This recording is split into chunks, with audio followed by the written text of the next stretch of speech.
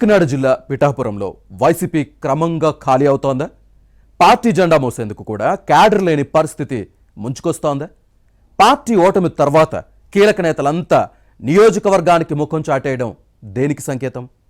Fan పార్టీని నమ్ముకుంటే నట్టేట మునిగినట్టేనని నిర్ణయానికి వచ్చారా? కూటమి పార్టీల్లో జాయిన్ అయ్యేందుకు క్యూ గడుతున్నారా? పిఠాపురంలో పవన్ కళ్యాణ్పై ఓడిపోయిన వంగా గీత ఏమయ్యారు? వైసీపీకి దూరమైన మాజీ ఎమ్మెల్యే పెండెం దొరబాబు రూట్నే క్యాడర్ ఫాలో అవుతోందా? Let us watch this inside story.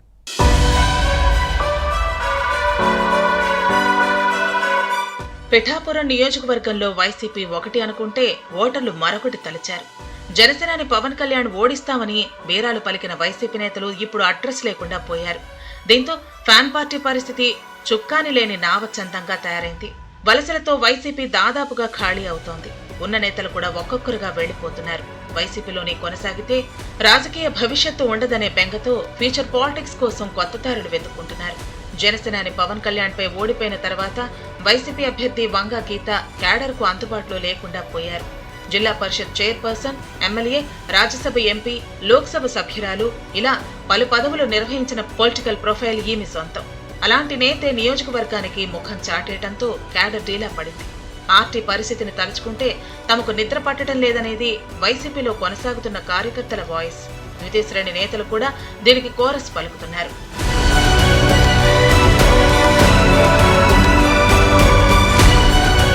వాస్తవానికి అసెంబ్లీ ఎన్నికల ముందు తర్వాత కూడా రాష్ట్రంలో పిఠాపురం నియోజకవర్గం అందరి దృష్టిని ఆకర్షించింది.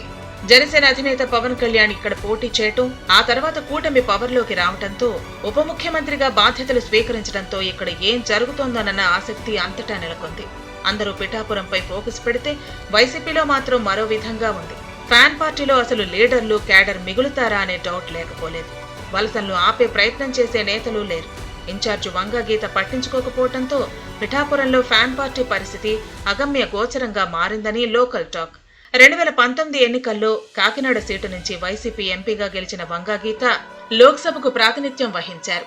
అప్పట్లో పిఠాపురం ఎమ్మెల్యేగా పెండెం దొరబాబు గెలిచారు. కానీ 2024 ఎన్నికల్లో దొరబాబును పక్కన పెట్టి వంగా గీతకు ఈ అసెంబ్లీ సీటును కేటాయించింది.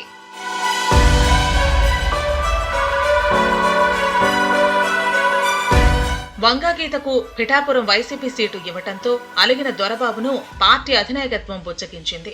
దీంతో పవన్ ను ఓడించేందుకు దొరబాబు సర్వశక్తులు ఒడ్డారు. మధ్యాన్ని ఏరులై పారించారు. భారీగా ఓట్లను కొనుగోలు చేశారు. కాపు ఉద్యమ నేత, మాజీ మంత్రి ముద్రగడ పద్మనాభంను పార్టీలోకి తీసుకొచ్చి పవన్ ను ఓడించేందుకు ఫ్యాన్ పార్టీ నేతలంతా వ్యూహాత్మకంగా పావులు కదిపారు. గీతను గెలిపిస్తే డిప్యూటీ సీఎంను చేస్తానని పిఠాపురం బహిరంగ సభలో జగన్ హామీ ఇచ్చారు. కానీ ఓటర్లు మాత్రం వైసీపీకి షాక్ ఇచ్చారు. పవన్ కళ్యాణ్ ను 71,000కు పైగా ఓట్ల మెజార్టీతో గెలిపించారు. కూటమి ప్రభుత్వంలో డిప్యూటీ సీఎంగా నియోజకవర్గంపై ఫోకస్ పెట్టారు. దీంతో పిఠాపురంలో వైసీపీలో దిక్కుతోచని పరిస్థితి నెలకొంది.